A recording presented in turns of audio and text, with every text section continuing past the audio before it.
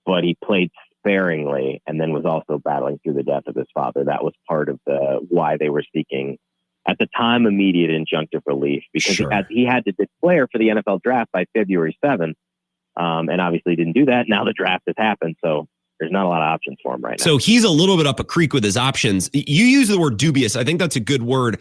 I don't understand, and correct me if I'm wrong, I don't understand how the argument of, well, I stand to make a lot of money is an argument for another year of eligibility. You know what I mean? Like, that sucks for him, and that's a bummer, but that doesn't have any legal standing, right? Unless I'm missing something? Well, I think it had to do with, like, the NIL rules when they first started. I don't really fully, I mean, when he was in a Division II school, he wasn't going to make money. So it was sort of like, well, this was anti-competitive. Like, I was at a significant disadvantage. Okay. You know, like, and the NCAA stated that the ruling upholds its rules designed for fair competition and student athlete well-being. I mean, I think he was kind of like, well, this is unfair. But I don't know, man. Can we get to football season, please? Yeah, right. No kidding. And let's talk about the football implications here. I went back and I listened to Luke Fickell's comments about this from the spring, because he was very confident. I have the clip. I've been playing it of Colten asking him, you know, how is Nyzier handling this? He's basically in limbo. And Fickell said, there's no limbo. He's going to be able to play. And I bring that up because I'm wondering, and maybe you can speak to this, were Luke Fickell and his coaches preparing for this opportunity behind closed doors while presenting the utmost confidence publicly? Because they're now in a really tough spot in the secondary, and I hope they at least thought of what they could do if this came to a head, which it eventually did. That's my concern. Yeah, well, during practices, Nyzier got all the first team reps. Like, if he was going to be a part of the team, he was going to be a part of the team. But if they were smart, certainly between the end of spring practices and now, they had to consider what their alternatives were. And I will say, you know, when Luke said that, there are different ways to handle certain questions, and that one didn't make a whole lot of sense to me. It was as though he was trying to speak it into existence, that there's no issue here. I can understand the intent behind what he was saying, which is like, look, we're preparing right now. His headspace is he needs to focus on what's happening now, and we'll worry about that when it comes. But that's not how it was framed. And I think, you know, it doesn't look great when you basically make the questioner like almost like they were trying to make him feel dumb for even bringing up the idea that it was a possibility that Nyzier's situation might be reversed. But ultimately, this is where we're at. And Wisconsin, I mean, certainly they got alternative plans, and there are a number of options they can do here. Like, they brought in Deone Hill from Miami, who started 5 games last year. They could move him up. They also brought in Jameer Latimer II, who was primed to be the top nickel corner, but maybe they move him to the outside. And then the other option that I think is really intriguing is Austin Brown has played in the slot. He was going to be a starting safety. Maybe they move him into the slot and they feel good enough about one of their transfers, like a Matt Young, who transferred from Division III Bethel, or a Matthew Trainer, who transferred from FCS Richmond, to make him a starting safety. One of those two opposite Preston Zachman, and you put Austin Brown in the slot.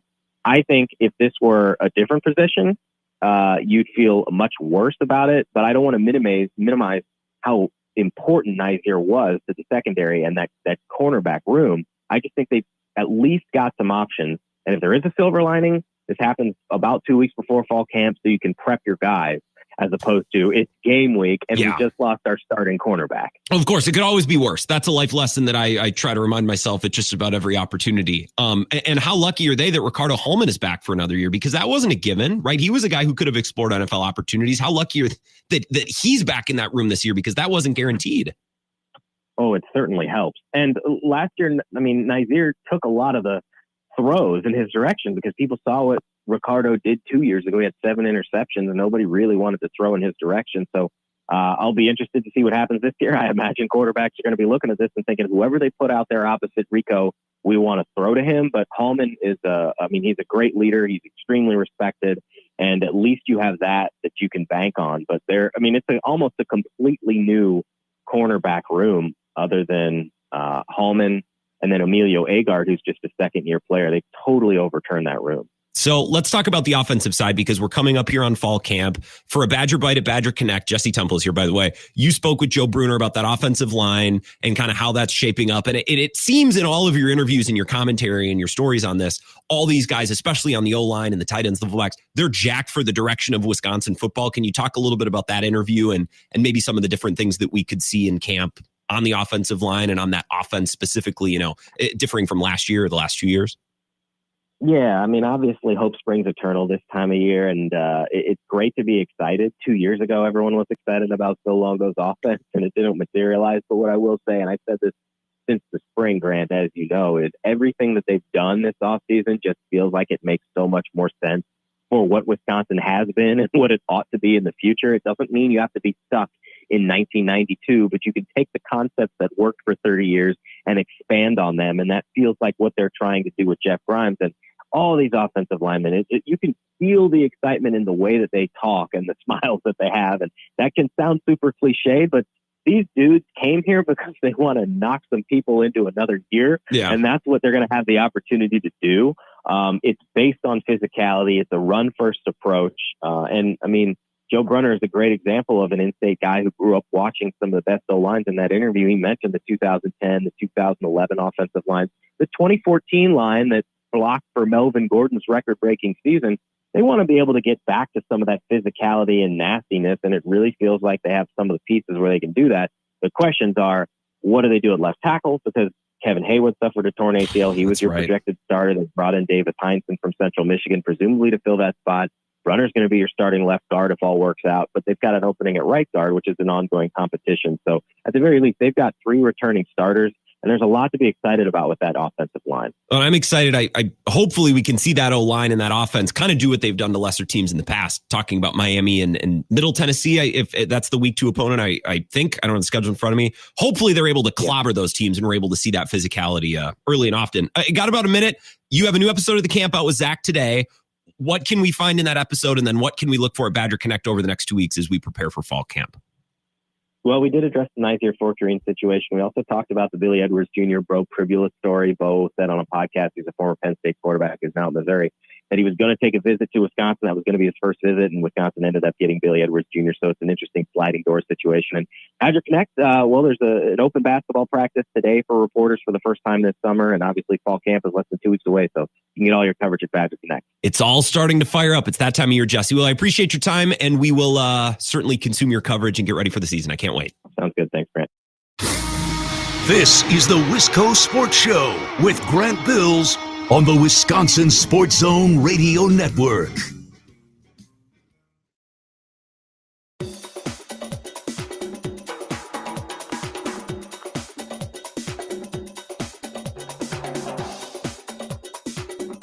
The Wisco Sports Show will resume in 3 minutes.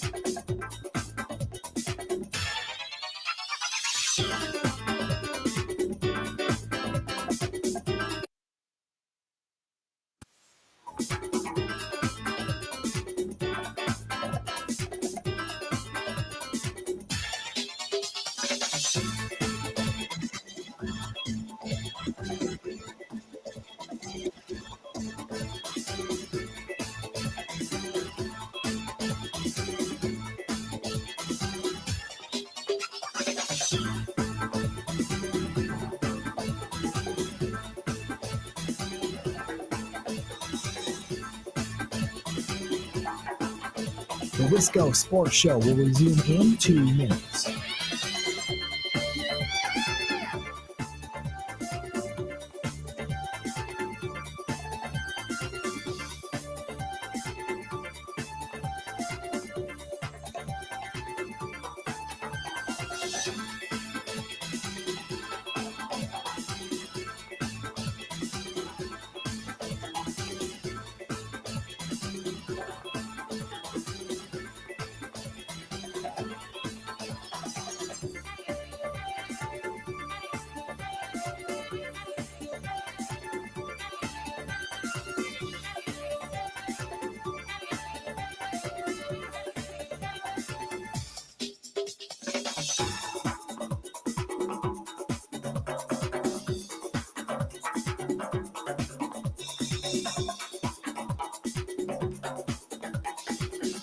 The Wisco Sports Show will resume in 1 minute.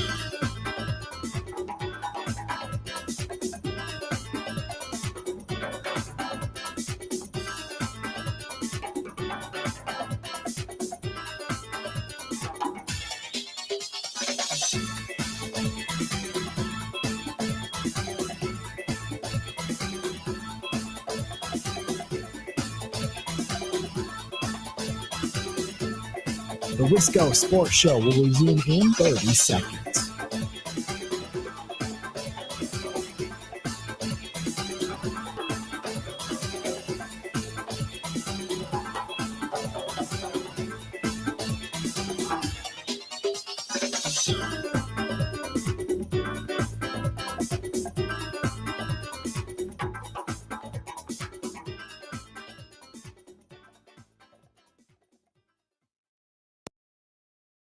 I also think he's kind of a loser. And I say kind of, like, it's small L. He's not James Harden. He's not Carmelo Anthony. He's not one of these guys. He's total, team killing bums. He's not. But you do wonder, is he just one of those guys that's more happy scoring 38 points with the ball in his hands for a okay team than he is being a role player and doing the little things to win on a really good team? Maybe. He's that first thing. Yep. I mean, that's how he played in Milwaukee, and that's maybe what Giannis is too. Again, I don't want to just totally blame Lillard for that, because I think Giannis has unfortunately come to embody a lot of those things as well. I think Giannis might be happier contending for MVPs on a mediocre team than having mediocre numbers on a great team and winning a championship. And I think Lillard's the same way. So small L loser is what I think Lillard is. So I don't think he's a fit on the floor. I don't think he's a fit culturally. You know what I mean? That was a friend of show. That was Mike Felger talking about the possibility of Dame joining the Celtics, or just the idea of Dame joining a contender post Milwaukee. And we learned about 25, 30 minutes ago that Dame is going back to Portland, 3 years, $42 million. And I'm really struggling with this one because so many people in NBA media, and whether it's writers, podcasters, people on TV, whatever, just the whole thing. So many people are like, go to LA, go to Boston, go to New York, go be a final piece, go chase a championship, go. And while that's fine, I also appreciate the player that likes their team, wants to stay there, wants to succeed at the highest level possible there, even if it means not accomplishing goals they'd be able to accomplish elsewhere. I respect that. And I think Giannis, on a different size and scale, is doing that in Milwaukee. Giannis is a better player. That's the thing. Giannis is just not a small quantity three-point shooter. He's a player that can do some more things, which is why, like, when you talk about Giannis and Dame being similar, even if they're the same player, Giannis's physicality and his skill set allows him, if he's the straw that's stirring the drink, it can be a better drink. You can win a championship with that straw. We saw. So I respect Dame for doing this. I also wonder, it's like, okay, man, like, are you content just being the massive fish in the small pond? Well, Grant, he missed Portland. He missed his family. Okay. He was also the reason he left Portland and his family. He was the one who requested the trade. So I guess if this is what he wants, I'm happy for him. But the reason that he was not in Portland anymore is because he requested the trade. So I'm not trying to be unsympathetic. I'm just trying to call balls and strikes here. 608-321-1670. That on the table, as well as any Badgers thoughts you might have. Trickling out from Jesse's interview there. Wisco Sports Show. Who's this? Eric on I-90. Good evening, Eric. What's going on? Good evening, Grant. I just heard you talking about Damian Lillard, and I was spot on that guy. From the beginning? Spot on. From the beginning. He just didn't fit in. Yeah. And that can happen. That can happen, right, Grant? That can happen in any walk of life. Right? I love when we get life lessons from you, Eric. Talk more about that idea. Well, you can be just totally awesome at what you do, but you're in the wrong mix. You're just in the wrong mix with the wrong mix of people. And sometimes it just doesn't gel. It just doesn't gel, and you got to move on. It doesn't mean he's a bad person. No. Dame's work ethic and everything is really, I mean, no one has a bad thing to say about him. My question is, if it didn't work with Milwaukee and Giannis, then where would it have worked? You know what I mean? That's why I'm thinking, are you just a player that wants to play for your Blazers, have everything go through you, be an 8 seed, and you're comfortable with that. And I guess that's nothing to shake a stick at. I just thought there was a higher gear there. There is nothing to shake a stick at that. He's reached the pinnacle of his profession, right? He's a professional basketball player. Maybe he won't be a champion. Does they have a championship? No. I don't know. Probably All not. right, maybe he won't. A lot of players don't, but there ain't no championships in our lives either, right, Grant? That's true, Eric. I don't have any rings or any trophies to speak of. You're absolutely right. Right. You're probably the only one who's managed to break your ankle though in Timber Cooley in a bridge. Yeah, right? do you know the bridge? Do you know the bridge I'm talking about? Do you know it well enough where if I tell you exactly what bridge across from what road, do you think you'd be able to recall it? Were you in Bohemian Valley? Or No, it's funny. I had just come from Bohemian Valley off of G. So you take a left on P and then you go down until the easement's on the right before X spits out. You know where that is? Yep, I sure do. So I tried to hop down that little bridge into a piddly little spring. If there was water in there, if it was deep, I'd be fine. But yeah, one of the big chunks of wood just snapped right off the side. Really? And you fell off? Well, I didn't fall. The bridge gave way under my girth, my muscular heft, technically. I did not do anything wrong other than step on something I shouldn't have. Your whole 122 pounds. How much do you think? What do you mean? Well, I don't think you're that. You maybe you're 150. Were you 150, 160? No, I'm like 180 something, but I appreciate you thinking you're I'm tall. It's mostly you're height. Yeah, you're tall. Yeah. Yeah, well, if you ever have that situation, then you got to dial 911, I might be there. I could save you from the trout. Yeah, you're going to be, oh my God. That'd be a heck of a way to go. Right. And then you might be some deer fawns that attack you. I think I almost stepped on one when I was exiting Bohemian Valley. Bohemian Valley's beautiful, man. I hadn't fished that river before. I've driven up the hill to Leo and Leona's before, used that to get up to 33 and into town, which you're probably intimately familiar with. But I'd never fished back there before. Yes. I'm familiar with that drive, yes. So I just wanted to hear a little more of your story down Timbercool. And, good luck, Dame. Good luck. I'm hoping that we get somebody that he doesn't have to be the greatest player. He's got to gel with the group. And sometimes that's all it takes, Grant. Mm-hmm. You got to be you got to fit in. And when you fit in, there it goes. The way it goes. Sometimes fit is more important than talent. Eric, I appreciate it. Johnny Driftless texts in says, is Dame anywhere close to the Hall of Fame? Oh yeah, he's a lock. He's one of the best players of this era. I shouldn't say best, but one of the better players in this era, top 75 player of all time, the whole thing. A small 3-point heavy guard. It's difficult to make it work with that player. Now, Steph has made it work, I think, because the exact right pieces were around him. But also, Steph does some things that other guys don't. And as I age and as Steph retires, and if I keep doing this job, God only knows. But I'm going to be someone who sings the praises of Steph Curry probably louder and longer than anyone else, not just for his 3-point shooting prowess, but for his willingness to move his ass when he doesn't have the ball. Like, watch him when he doesn't have the ball in his hands. He's flying around, stressing defenses, making them adjust and making them rotate. And a lot of smaller guys, Trae Young or Dame Lillard, they don't do that. And as we talked about with Isaac Trotter a couple weeks ago, I guess I can't really fault them for that because it's really hard. But also, like, you're a professional athlete. Like, do you want to succeed at the highest level? Or do you want to take a bunch of shots and be the guy in Portland or in Atlanta in the case of Trae Young? And I think today, while I'm happy for Dame, it kind of shows that it's that thing. Yeah, he just wants to be the big fish in the small pond. And again, I'm happy that he gets to be with his family. Good for him. He was the one who requested to leave them in the first place. So I'm happy for him, but I'm not at all thrilled at how the last 2 years went. And it's not just Dame's fault. We don't need to keep talking Bucks. We can get back into the Badgers next. Some football and basketball takes both, and anything going on with the Brewers as well. And more of your phone calls after Zach's update.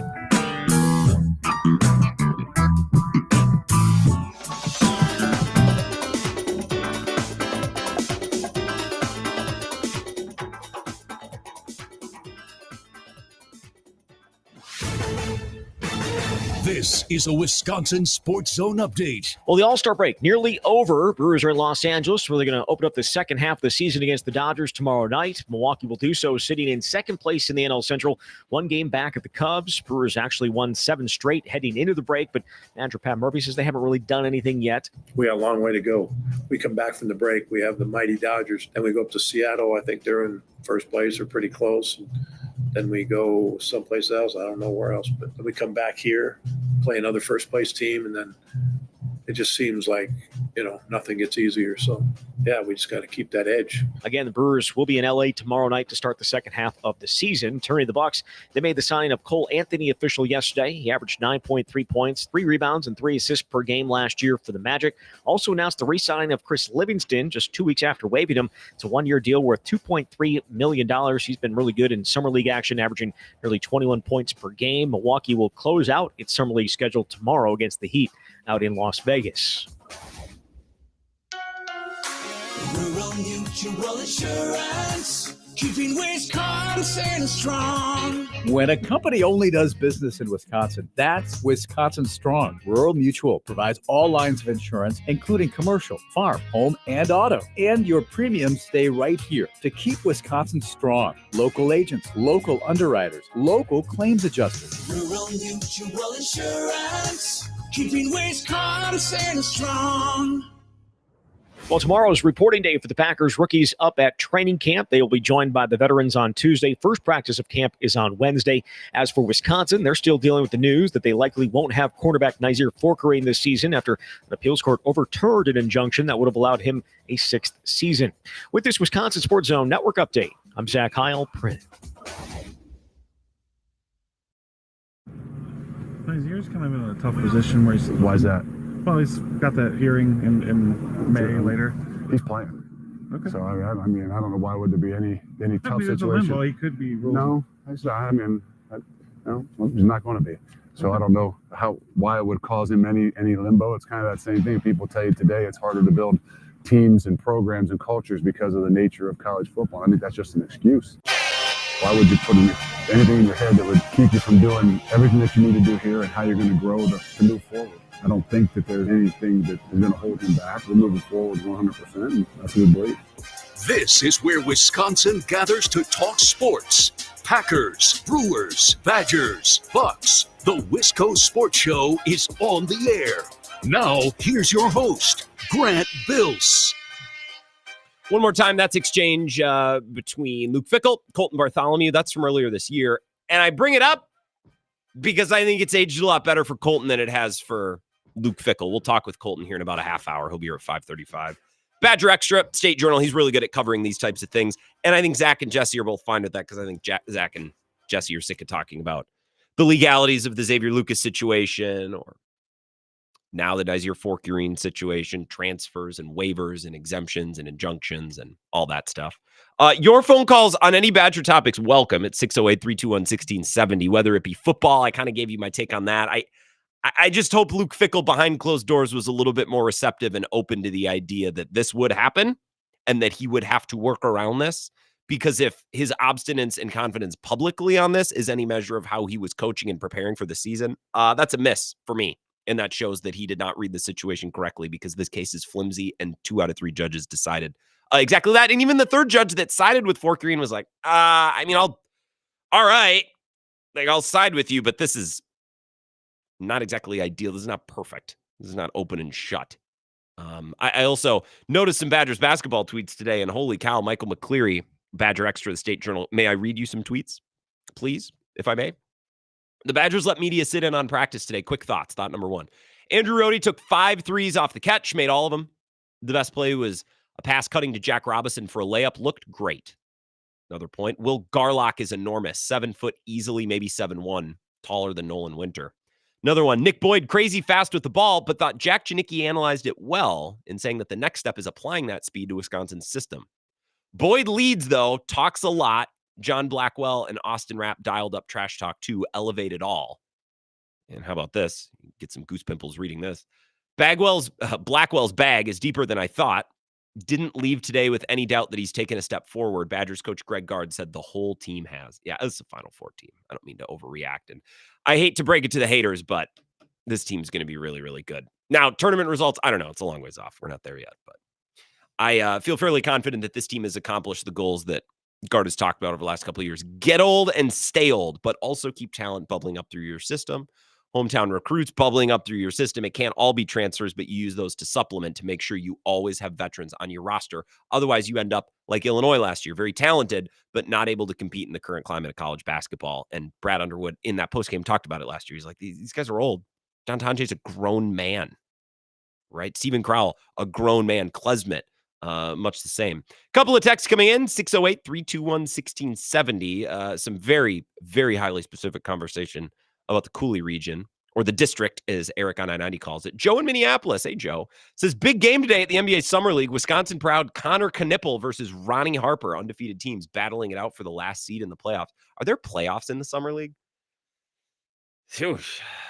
This one from AJ in Janesville. Fickle might be a bozo, and I should add that bozo is in all caps with the periods, making it look like an acronym, which is a specific slight to Luke Fickle and his team best.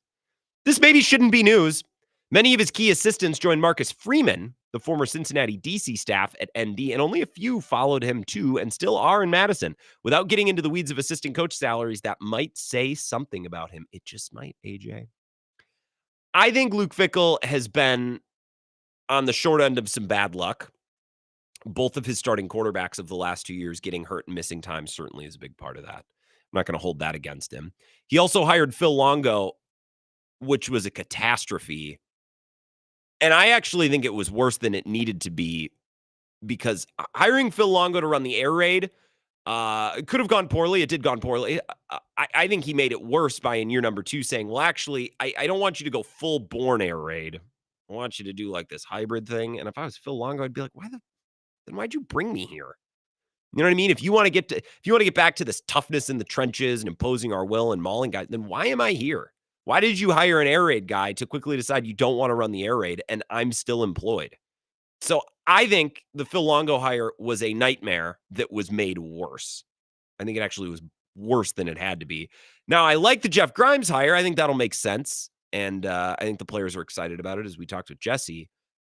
It's just now we're in year 3 of the program, and it kind of starts like we're starting over. Kind of feels like we're starting over, which is what you do at Indiana.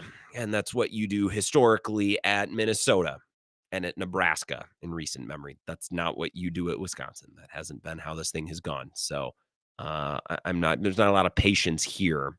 The bad luck with the quarterbacks, no luck involved with the Longo thing. That was a bad decision that was then made worse, especially last season. The Xavier Lucas thing was bad luck, and I'll cut Luke Fickle some slack on that. Because they probably could have done some things better or differently to keep Lucas around. I think there's just some bad luck in that Miami, reached in, and that's the reason that they're going to court in the Big Ten in Wisconsin and Miami. Man, the court systems and these folks that work in the legal system making a lot of money off the backs of people in college football. So I'm glad that it's at the very least stimulating the legal economy. Not that this litigious society needed the extra money, but they're certainly keeping it going with these hearings and one trial and one lawsuit after another. I just worry that if Luke Fickle was really this obstinate about something that now in hindsight kind of seems obvious, this case was flimsy, like this better not be how he actually feels. Nyzier's kind of in a tough position where he's... Why is that? Well, he's got that hearing in May later. He's playing. Okay. So, I mean, I don't know why would there be any tough There's a situation. limbo. He could be ruled. No, he's not going to be. Well, there is. He's not playing. It was a very odd exchange that was then made more odd and made worse looking for Fickle. Jared in DeForest, great point. Longo's "I'm just here to please Coach Fickle" quote to your point about making the offense worse. Exactly. The Longo hire was bad. Fickle made it worse. Because if Phil Longo is going to be coordinating your offense, then you should run what he's good at and you should do what he's good at. And if you don't want to do those things, fire him. Or cut him, move on. It is not. I don't even think it's Phil Longo's fault. Both of his quarterbacks got hurt, and in year 2, he wasn't allowed to run the type of system that he wanted. So it's like, oh, okay, I acquired talent and run an offense that is pushing the ball downfield, playing in space, and now you're telling me you want to pack it in and run the ball and maul opponents. Great. That's excellent. That would be like my boss hiring me and then asking me to talk about hockey every day. Okay, I mean, like maybe I could try, but why do you want that? That doesn't make any sense. Doesn't make any sense. So again, the Longo hire was bad. Fickle made it worse.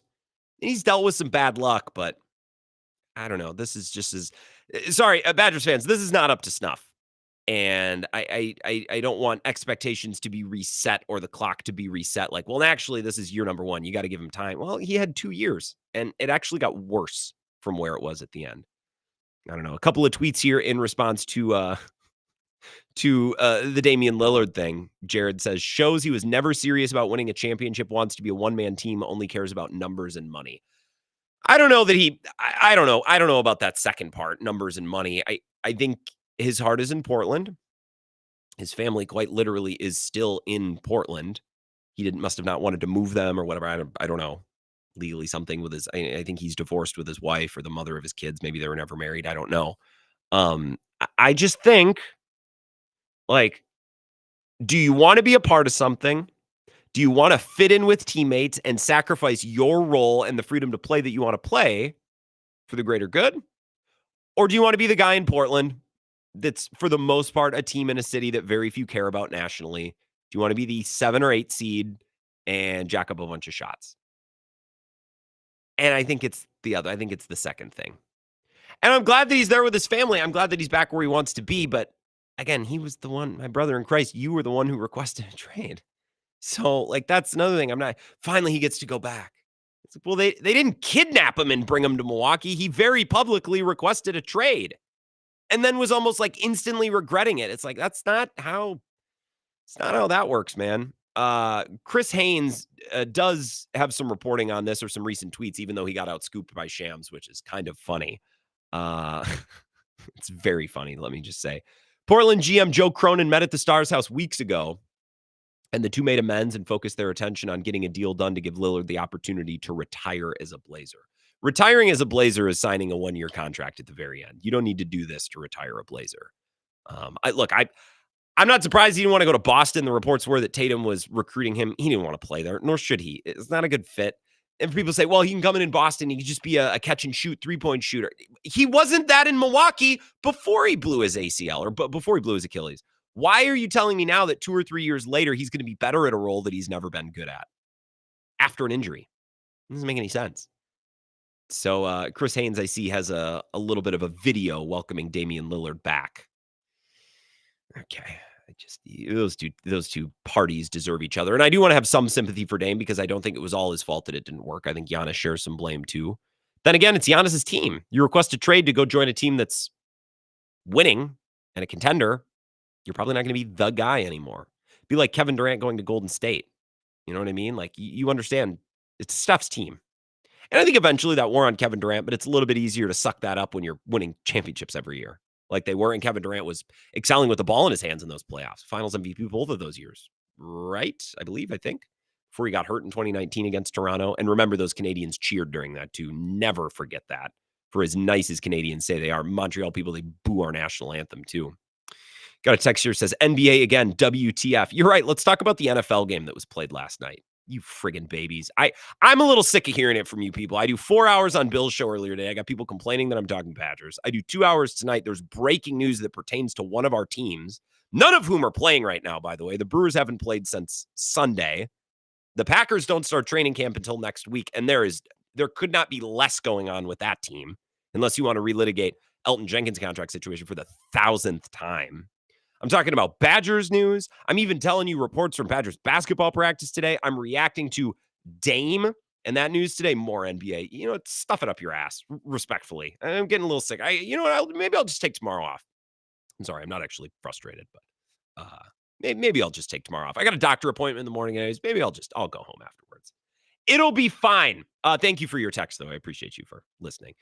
G-Dub on the live stream says, Grant, if you were staying at a hotel that didn't serve a continental breakfast, but the hotel across the street did, could you go across the street and get that breakfast? Yes or no? I mean, I would feel it out by the situation, but I might be willing to do that depending on the situation. Like, if I was road tripping and I was staying at a hotel in the middle of South Dakota and I was at a Days Inn and there was an American Inn next door and the breakfast was busy and it would be easy to slip in and out, and it was just a matter of like, I just want coffee and like 2 hard-boiled eggs to go about my day, like then I'd do it. But like if there's a gas station there with food or a McDonald's next door, like I could also do that. Is this something that you're experiencing, G-Dub? I hope. Just a random question. I mean, I think you got to feel out the situation.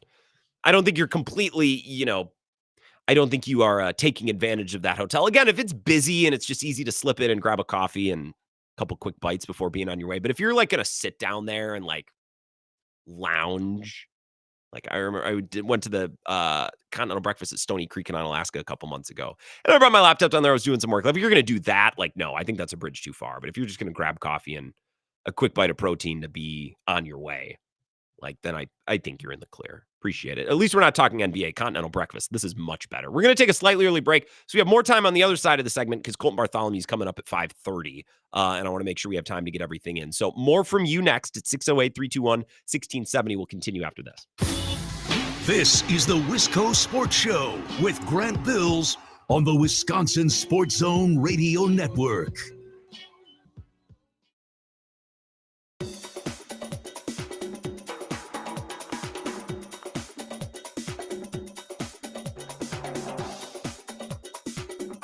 The Wisco Sports Show will resume in 3 minutes.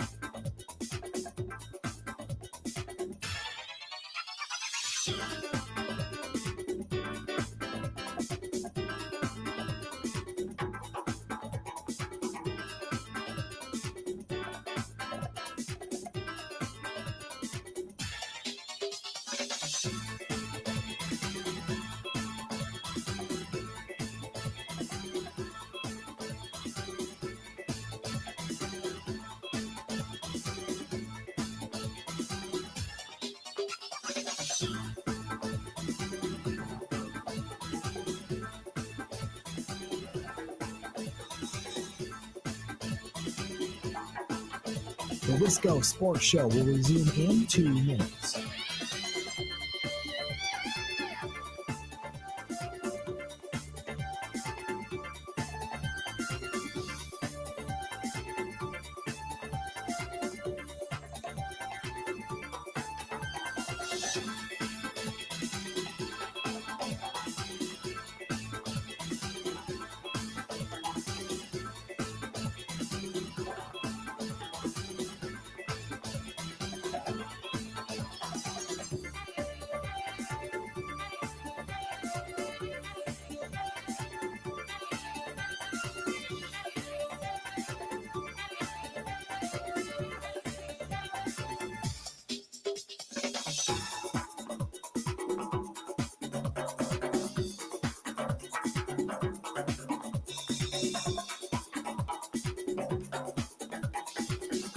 The Wisco Sports Show will resume in 1 minute.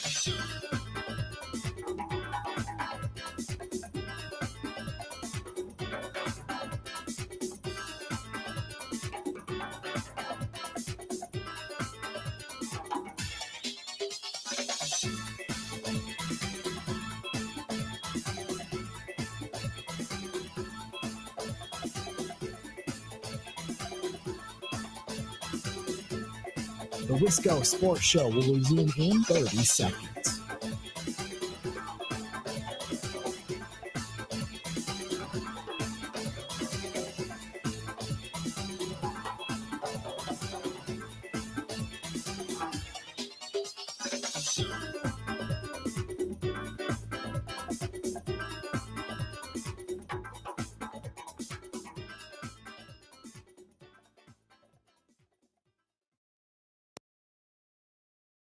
Four-time WNBA All-Star Brittany Hicks is here. Give it up for Brittany, everybody. I'm joking around. That's my friend's wife. I knew none of you knew WNBA players. That's crazy. You clap for that. Also, can we stop pretending Donald Trump knows ball? It's like a weird thing where they're like, man, he loves sport. He doesn't know anything about sports. Every time a team comes and visits the White House, he's like, and you must be the guy who catches. It's like, look at these guys, big guys, black guys. And that's just when the New York Liberty visited. They didn't visit. That's just a joke.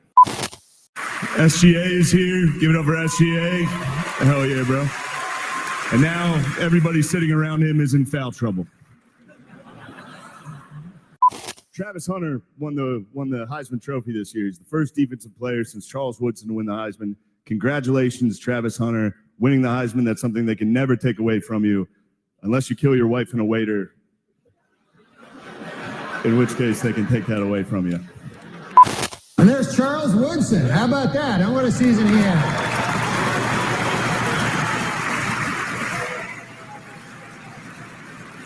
Great, man.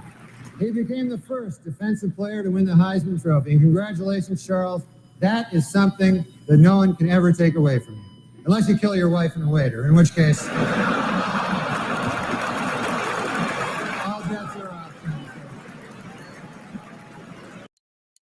A little bit of a montage from the ESPYs last night. There was a sports thing last night. It wasn't an actual game or a contest, unless the WNBA didn't have. Did they have games last night? I know that's going on right now. I apologize. I'm part of the problem. I don't know all the players. I don't know when they play. I know some of the players, though. I feel like as a society, as a collective, we're getting better about that, slowly but surely.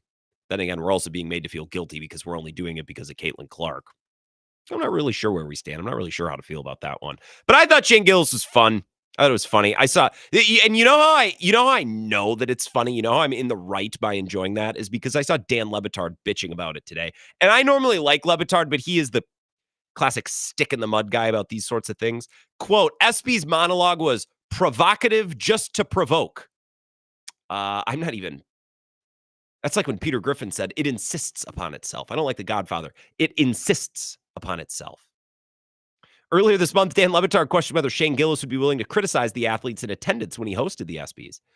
But while the tire star decidedly didn't respect the sanctity of sports as Le Batard feared he might, that doesn't mean Meadowlark Media co-founder was necessarily a fan of his performance. During Thursday's episode of the Le Batard Show with Stugatz, the host discussed Gillis's polarizing monologue, which included one joke in which he flamboyantly shouted, "Hey girl," at New York Knicks star Karl Anthony Towns. And while Le Batard conceded that ESPN knew exactly what it was in for when they hired the Pennsylvania native for the gig, he also questioned the appeal of his brand of humor. Nobody else in the world can question the appeal of something that has mass appeal quite like Dan Le Batard. Quote, the part we can agree on, I hope, well, maybe we can't agree on it. Karl Anthony Towns, "Hey girl," what's clever about that? Le Batard said, shrugging his arms. How does that make gay people feel? How does that make Karl Anthony Towns feel? What's clever about that? The point is the audacity. I mean, he didn't call him a slur. He danced around it. The point is the audacity, co-host producer Mike Ryan Ruiz responded. No, the point is to stand on the edge, Le Batard rebutted. Be provocative, just to provoke. So it's funny that recently, as a couple weeks ago, Le Batard asked, well, I mean, will he be actually willing to criticize the athletes? And now that he does it, Le Batard's like, well, yeah, but what was clever about it? I don't know. Comedy doesn't always have to be, not everyone has to be George Carlin. Not everyone has to do deep thinking and important comedy. Sometimes you can just make guys laugh. In fact, I think the stupidest joke of the night was this one. And I also thought it was the funniest, where just for no reason, he takes a pot shot at Megan Rapinoe. Megan Rapinoe could not make it tonight. Nice. Nice. Like, no, we're going to pretend she's a good time. All right. Like, that is the funniest joke of the night, and it was stupid. What's clever about that? Nothing. Point isn't to be clever, Dan. The point is to be funny. Quote, I am talking about the thing that was in sports last night at an awards show dressed up as art on the slowest day of the year, presented to us by Disney. Oh, my God. As a celebration in the middle of the summer through comedy, art, entertainment, and celebration, Le Batard said. I don't think anyone at the ESPYs thinks that way, Ruiz replied, adding that the awards show, like most award shows, is merely revenue generator for the company. Well, Dan Le Batard does seem to be holding the ESPYs in a higher regard than most. Yeah, no S. He's not wrong that Shane Gillis' presence made for an uneven experience. After his off-color monologue kicked off the show, it was then followed by a plethora of awards and tributes such as the Arthur Ashe Award for Courage, the Jimmy V. Perseverance Award, which obviously took much of a different tenor than the host's trademark humor. Duh. As for his criticism of Shane Gillis and his comedy or whether or not it's clever, he's far from the only one to take issue with some of the comedic styling. The reality, however, is that this status is one of the most popular comedians means that companies like Disney are willing to overlook such concerns, a point that Den Levitard had already conceded earlier in his argument. Of course, Levitard was someone pissed in his Cheerios this morning. What's new? I don't think Shane Gillis is the funniest stand-up, by the way. Like, I enjoy a taste here and there. It can get a little repetitive just because of his shtick. And I don't even say shtick in a bad way, but I don't think it's a shtick that you can like consume a lot before it gets old. Like Louis C.K., I could watch a different hour of that guy's stand-up every night. Like it's different. He doesn't rely on the same certain things. And I'm no master of comedy. Nope. Expert connoisseur of stand-up. But Shane Gillis is actually I think he's kind of similar to Norm Macdonald in that he's a super funny person in all these different formats who occasionally can pull off a good stand-up set. The funniest people don't always do stand-up well, and the best stand-ups don't always, they're not always funny in other arenas as well.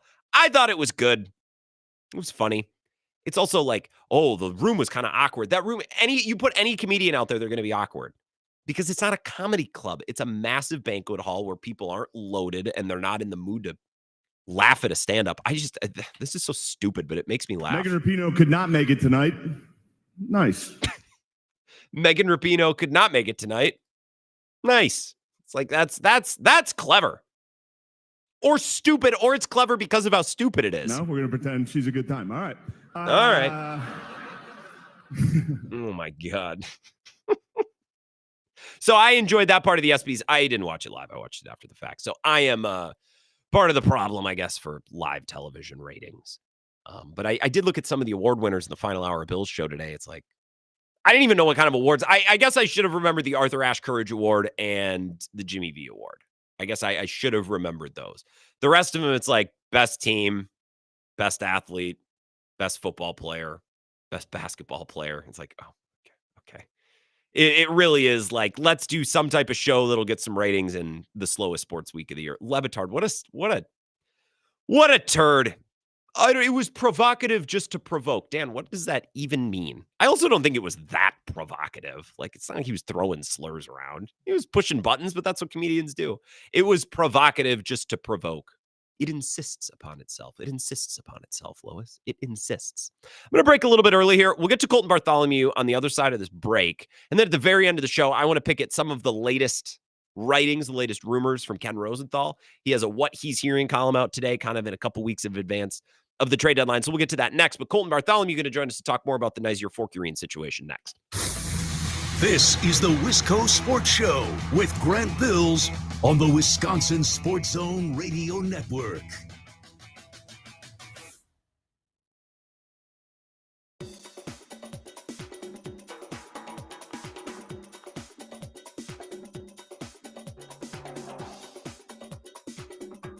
The Wisco Sports Show will resume in 5 minutes.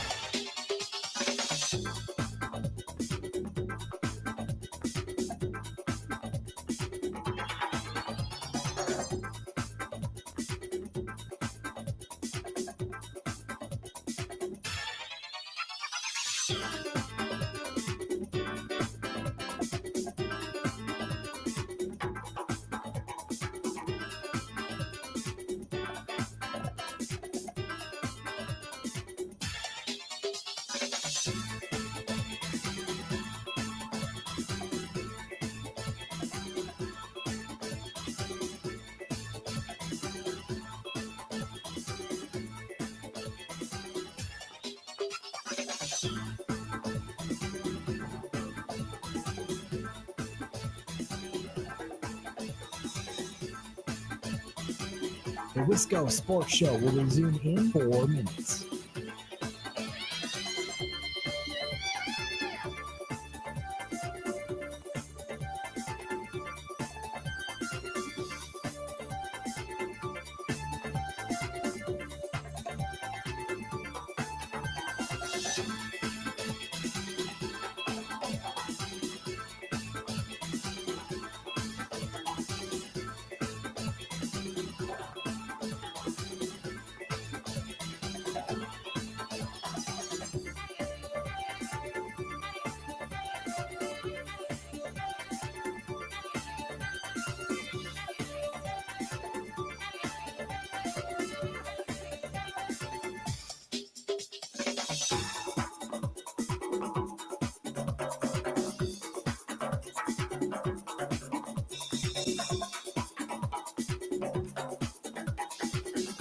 The Wisco Sports Show will resume in 3 minutes.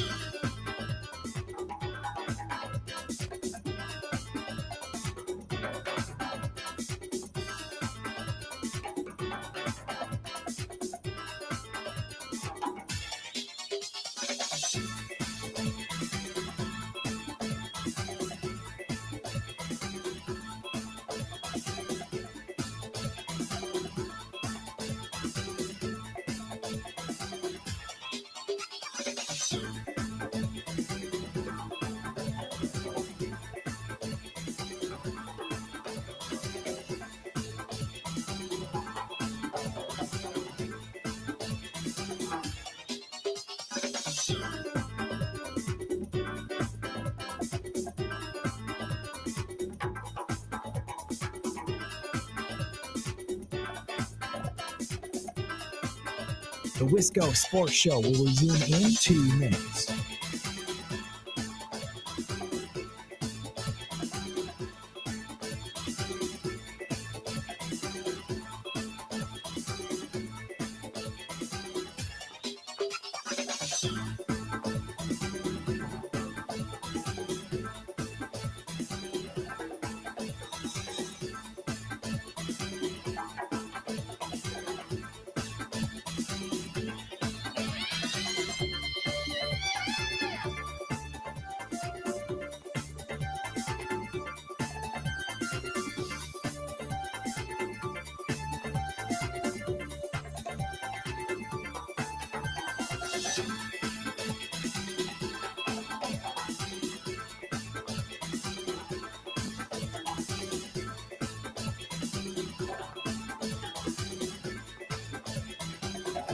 The Wisco Sports Show will resume in 1 minute.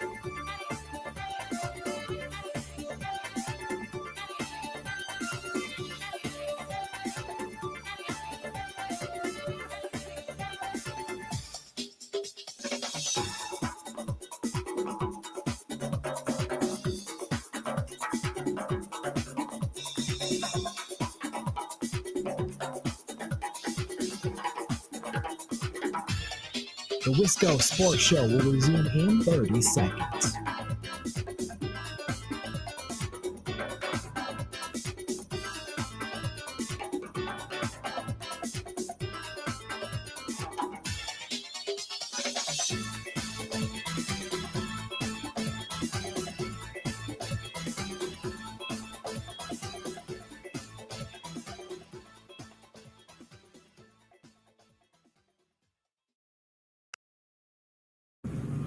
Nyzier's kind of in a tough position where he's. Why is that?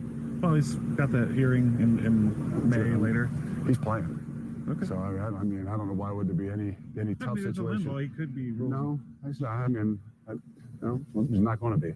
So I don't know why it would cause him any limbo. Once again, earlier this spring, Colten Bartholomew asking Luke Fickell what is a pretty reasonable question. You know, Nyzier Fourqurean literally in limbo, waiting on a decision, you know, and asking for thoughts on that. Luke Fickell didn't want to talk about it. Now, publicly was very confident he'll be playing, don't want to discuss it. What I want to know, and my biggest question now, well, what was he thinking privately? Were they preparing for this behind closed doors while projecting an outer image of confidence? That's what I hope. Because now that I've learned more about this case that Nyzier Fourqurean and his camp was making, it seems a little shaky. The man asking the question, Colten Bartholomew, is here. Colten, do you think behind closed doors they were a little bit more open and prepared for this situation than maybe they were leading publicly on, like with that question and answer from earlier this spring with you? Yeah, I think so. I think they've always kind of had it in their head, like, what are we going to do if this breaks the way that we don't want it to, with Nyzier not being eligible? There is still a minute chance that Fourqurean and his camp can get back into the court at the district level here in Wisconsin with a new argument and try to get another injunction. It's just going to be tough timing-wise to get that all done before the first game of the season. And then what's going to happen, I think, is if they do go that route, Wisconsin's going to have a tough thing on their hands where it's like, well, do we risk playing a guy in Nyzier where, we're waiting for an injunction or waiting for it, or maybe to see an appeal on an injunction? Do you risk playing a guy who eventually could become ineligible, and then those wins have to get vacated? I doubt that's a route that they want to travel down. So I think they're going to run into a tough situation timing-wise if Nyzier is able to go back into the courts and try to fight this again. Do you think was it the 6th or the 7th Circuit Court of Appeals? Which one was it? Not that it really 7th Circuit Court of Appeals. That's the one in Chicago. Do you think the 7th made the right decision based on the case that was being presented? Yeah, it was interesting because it was a 2-1 decision. So obviously there was at least one judge that was going to side with Fourqurean and say, no, let's let him play, because basically that judge's argument was these eligibility rules do actually kind of limit the opportunities for a certain group of people, which is upperclassmen or people that are going for, whatever year you want to go past 4 of playing.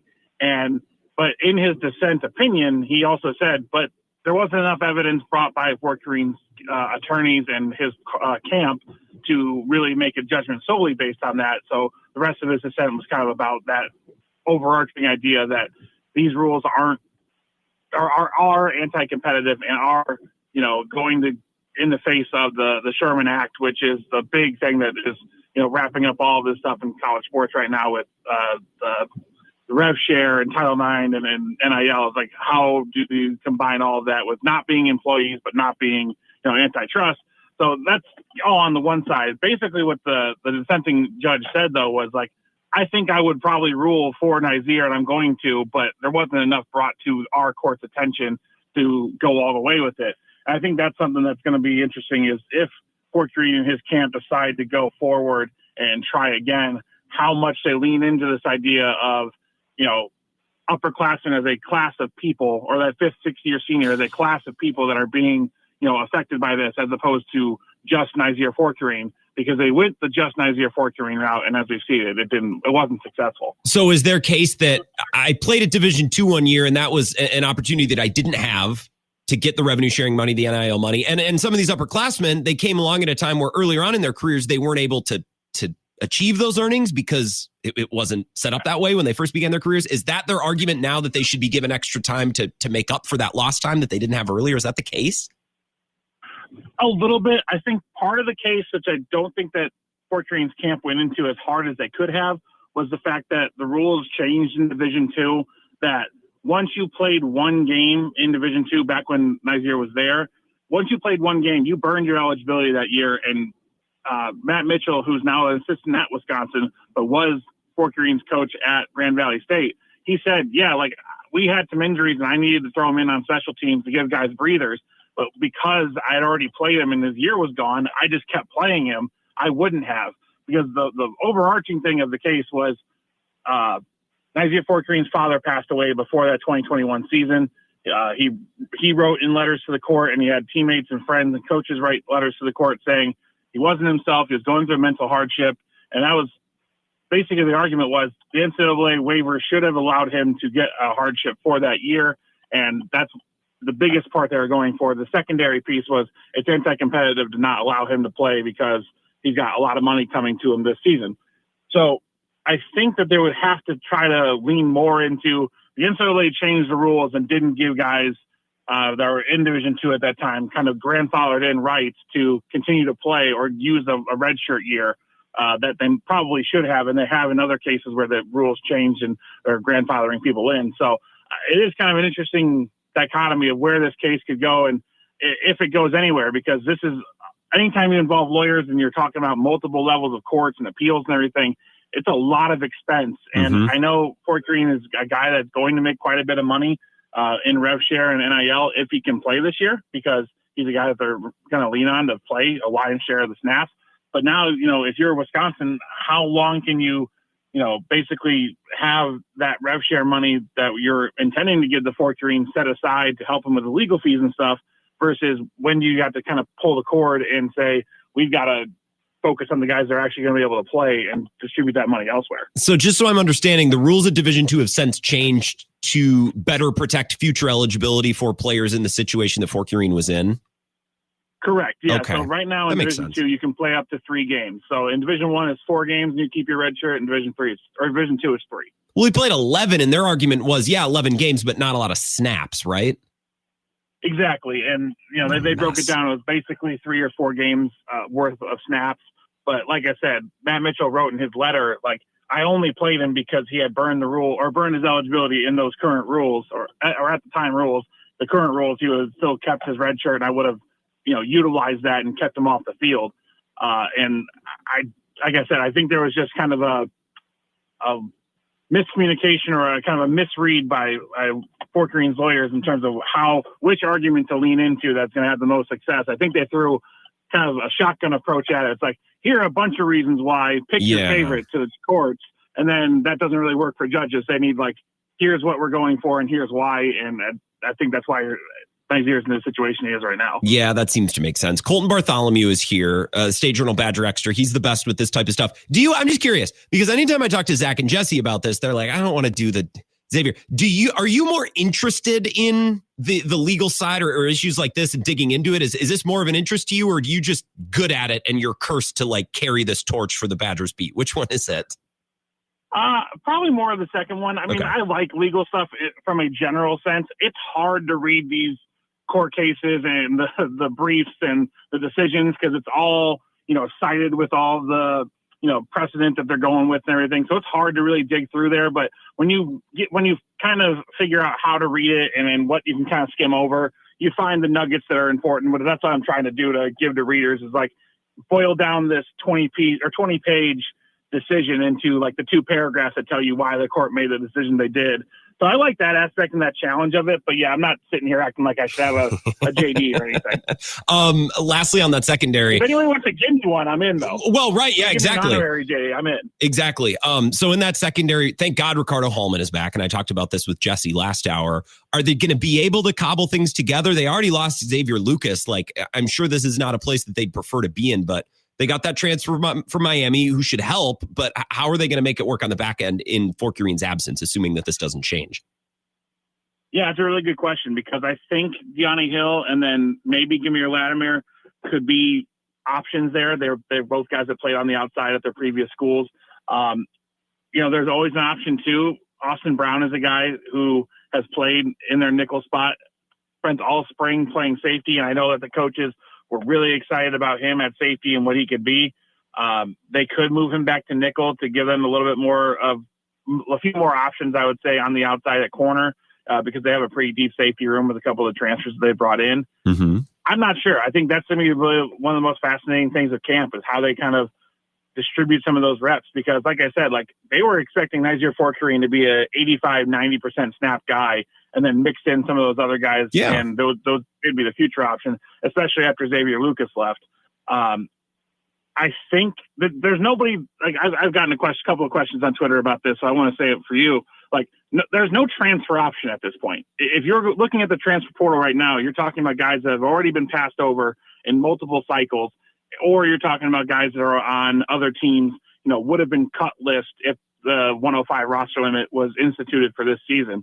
So those are really the only guys that are available. Maybe they go try to find an underclassman to just fill that one spot, but sure. I think there are other positions on the team that they go for.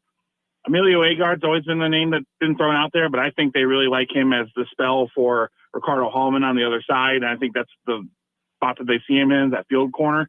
So I think it is going to come down to Hill and Latimer, maybe splitting some of those roles, and then cobbling together nickel as much as they can and maybe matching that up a little bit more in terms of who's out there and what body type they can get away with in that spot. Well, and we'll learn more at fall camp. I got literally 30 seconds. Are your Red Sox back? Are they back officially? I'm going to throw back.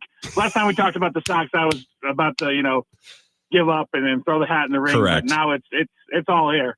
The starting pitchers finally showed up beside Garrett Crochet, and then the offense started hitting. So kind of a wonder what 4 or 5 runs a game will do for you. Yeah, well, it's amazing what a little offense and Brian Bayo looking confident will do. Well, I appreciate it. We'll look forward to your coverage from Big Ten Media Days next week. Thank you, Colten. Thanks, Grant. This is the Wisco Sports Show with Grant Bills on the Wisconsin Sports Zone Radio Network.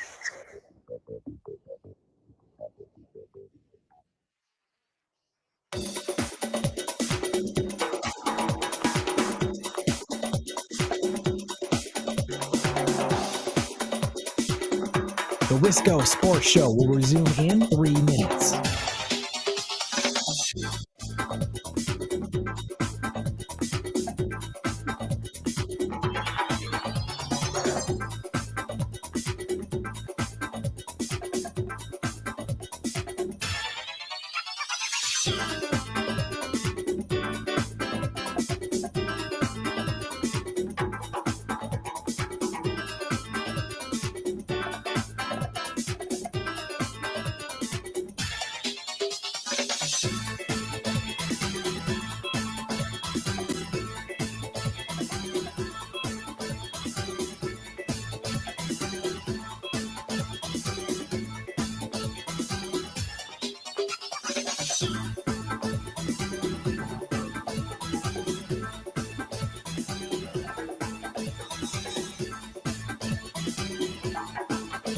The Wisco Sports Show will resume in 2 minutes.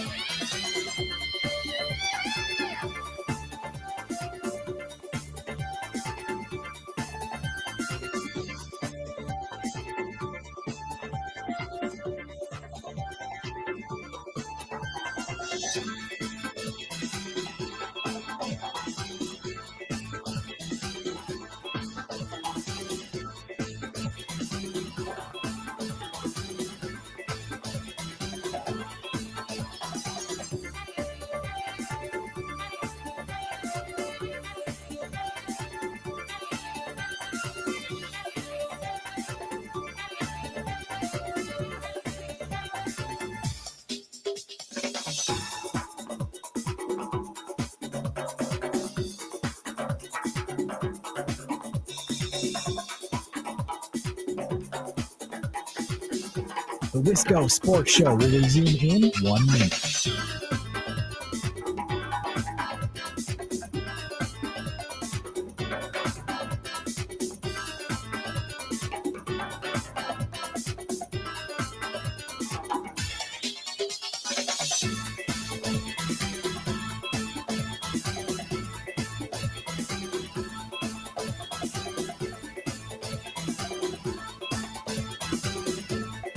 The Wisco Sports Show will resume in 30 seconds.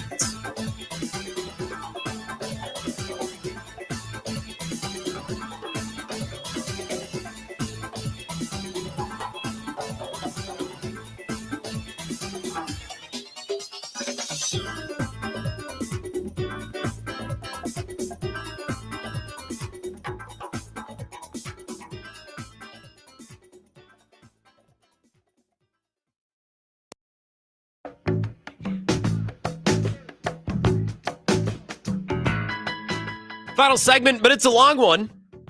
Unlike most nights when we're coming back from this break at like 5:55. So we got time for your calls, wide open phone lines. If you have anything to say about the Badgers, if you want to build on the conversations that we've had today, I'm going to give you some goods from Ken Rosenthal. He put out his column, What He's Hearing, at The Athletic earlier today. The show tonight presented by La Crosse Beer House, downtown La Crosse. I walked right by there last Saturday night. And you might be thinking, Grant, what do you mean you walked by? You didn't go in? Well, I walked by around midnight 30, and the youths were clubbing. And while I do enjoy a good club, maybe I don't enjoy a good club. We were on our way. We were headed home for the evening. But it sure looked like a hoot and a half. And if you're like me and you like going places before midnight, stop by La Crosse Beer House for the fish fry. It is delicious. The mugs of authentic German beer, the brats that are sourced from right up the hill and around the corner. Bubba's Meats, just a little bit farther south of downtown. And sometimes they'll have live music. It's a blast and a half. And especially this time of year, they pop those big garage doors open right on the corner of 3rd and Pearl. Appreciate La Crosse Beer House for their support of the show as always. Before we get to the latest from Ken Rosenthal, going to take a quick call, 608-321-1670. Wisco Sports Show. Who's this? Hey, Grant, Matt and Cross Plains. Hey, Matt and Cross Plains. Speak of a man who probably wants to talk some baseball, I reckon, huh? Yes, this trade deadline is going to be probably the nuttiest one in a long time, I have a feeling, because there's, got these teams going on 10-game winning streaks. The Cubs are playing the Red Sox. We're on a 10-game winning streak. Mm-hmm. So that's fun.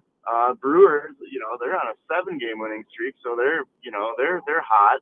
All these teams are getting hot, except the Rockies, obviously, and the White Sox. They're terrible. And the Orioles, maybe. There's going to be a lot of teams vying for the same people. So it's going to be, it'll be interesting. But I think Cubs make a huge move here in the next couple days, honestly. That's what I'm hoping for. Pitching? Pitching out of Florida or Miami. Alcantara? More likely. I would think so, but I wanted Cabrera more than Alcantara, honestly. Makes sense. He looks better this year so far. But anyway, I don't know if you're going to get that big, beautiful bat that you talked about a couple weeks ago, but we'll see. Well, see. It'll be here's my thought process, Matt. Like, if the Cubs believe this to be their only year with Kyle Tucker, and I don't know how you feel about this, but if they think they're not going to be able to afford or they're not going to pay the freight for Kyle Tucker, wouldn't it behoove them to overspend if necessary to get the players they think they need to contend this year? Like, for example, Eugenio Suarez, which would also be a perfect player for the Brewers. They could use a third baseman.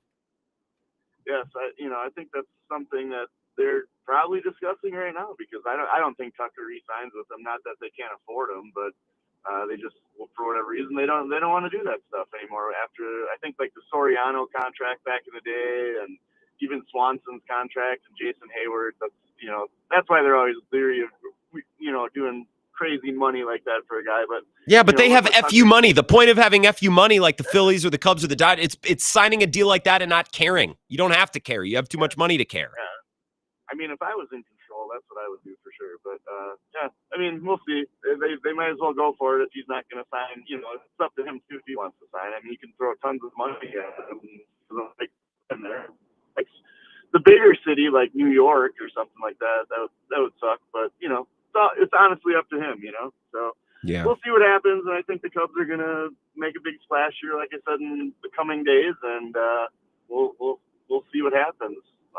We got the ups on the Brewers right now, head to head though, so that's good. So if we finish tied, we'll go. We win the division. So we'll see if that could come into play. They also have what, 8 more games, a 3-game series, and then that 5-game series, which will feature the doubleheader. Would it be 4 and 3, maybe 7 or 8 games left?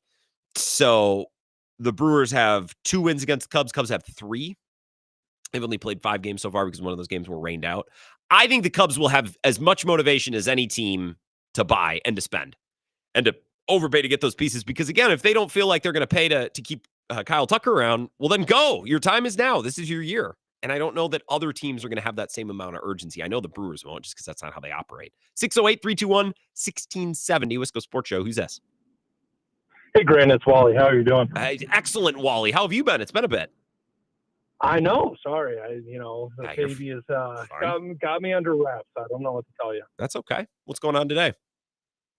Not much. I just, it's a slow all-star break, so I just wanted to pose a hypothetical question for you. What are your thoughts on, I just want to know if people are more likely to root for players from Wisconsin, okay, like a Con Knippel, or players that went to Wisconsin, like a John Tonje. Obviously, like a Sam Becker, Joe Thomas is going to take the cake from Wisconsin, went to Wisconsin, number one. But what's the rank? What are we cheering for? Because I want to see Con do well, right? A Wisconsin kid, Milwaukee kid. I got nothing against him. I want to see that. So I'd personally rather see him succeed than John Tonje, but that's just me. So this is an interesting time. This is a good all-star break question, Wally. I appreciate it. I think you can go either way on both. There have been players who have gone to UW who I don't particularly like. And then there have been players from Wisconsin who have gone elsewhere who I like. And the inverse of both. I don't know that it's exclusive to one or the other. I'll pull real hard for John Tonje. If Blackwell makes the league, I'll pull hard for him. I think he's on that trajectory for next year. And the tweets from today's open practice were very complimentary, which gets me going. I like to hear that. I hope Nolan Winter becomes an NBA player. I'll cheer my ass off for him. There's a group of very likable Badgers right now, and I'm a fan of them all. Other players who have come from Wisconsin to go elsewhere. Jalen Johnson is an odd one. And I guess maybe it's because I'm not down in that Milwaukee, that exact corner of the state. I just feel like he kind of quietly went by. Con Knippel was a name that people followed, I feel like, more than Jalen Johnson. Maybe not that much more. Maybe I'm misreading it. Maybe that's just my perspective, but totally could be the case. I want to see Con do well. I have nothing against him. And he's a player that I kind of like watching. When I watch those when I watch those Duke games in the tournament, very fun to watch Cooper Flagg do a little bit of everything. And what I like about Con Knippel's game and why I would be excited if he was on my NBA team is he played alongside other stars and found a way to be effective. Catching and shooting and not just pounding the ball into the floor, facilitating, cutting. His size was really impressive too. Like he could throw it around in a way that you wouldn't really expect a guard type of player like that to be able to do. So I really like Con Knippel, not just because he's from Wisconsin, but I really like his game. Again, I'm always looking for basketball players who can make plays to win games when necessary. Yeah, but I think it's becoming rarer that we see younger basketball players, whether it be in high school or then into college or right away in the NBA, who can actually be part of a thing, who can actually be part of a team with other good players, can make those players better, can play off of those other players to be better themselves. Like I I think that's just a little bit of a dying breed because all too often these players who are high-level NBA prospects are identified at such a young age, and they know that. And it's just their show. Their AAU team is their show. You run the point, you drive, you do all, everything goes through you. And it makes sense for those players because you want them to be able to grow their brand and not necessarily brand, but like set themselves up to be a good college player, to be a good pro player.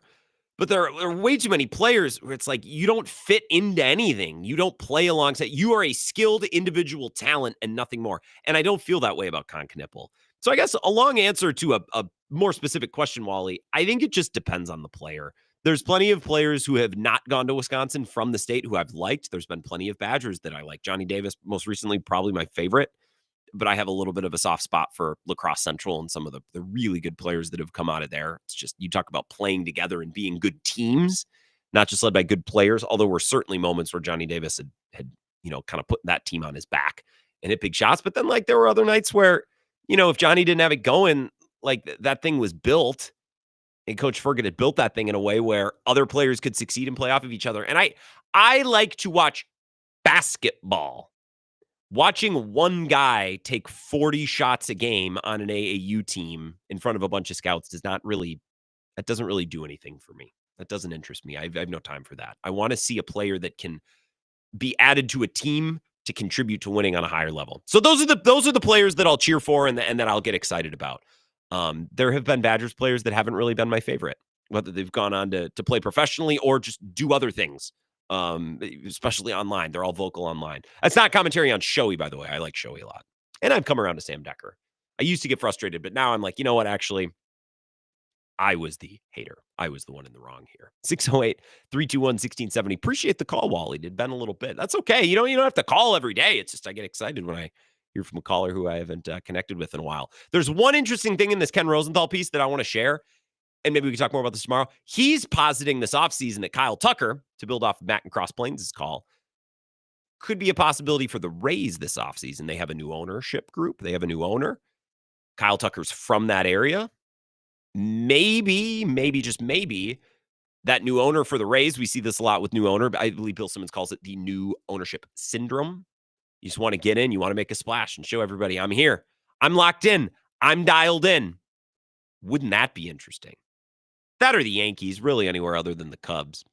I think the Cubs should really consider being all in on this deadline, and I think they will be, and I think the reporting has kind of backed that up, that they're looking to win the deadline and make the big moves, probably adding pitching and maybe a bat. The Brewers don't need pitching, which is good because then they don't have to mix it up in that marketplace. A lot of teams are going to be looking for pitching. You know what a luxury it is? To be like, nah, actually, we're just looking for the other thing. A lot of teams like, need a bat, need an arm, need two arms. Cubs fans want two arms. Brewers like, no, we're good on arms. Really just want the bat. And hopefully that allows them to be a little bit more shrewd and strategic about the deals that they're involving themselves in and the prices that they're kind of negotiating for and against. Those types of things. Tomorrow, never miss a Friday show. I'm not going to be in for Bill. I have a doctor's appointment. So that'll be a best of tomorrow, at least for the first portion of the show. If I can get back here and do the third or the fourth hour, I'm going to try to do that. But otherwise, we'll wrap up the week tomorrow night on here. One more day, the All-Star break. It's been a fun week. I've enjoyed it. Have an excellent night. I appreciate you listening. Talk soon.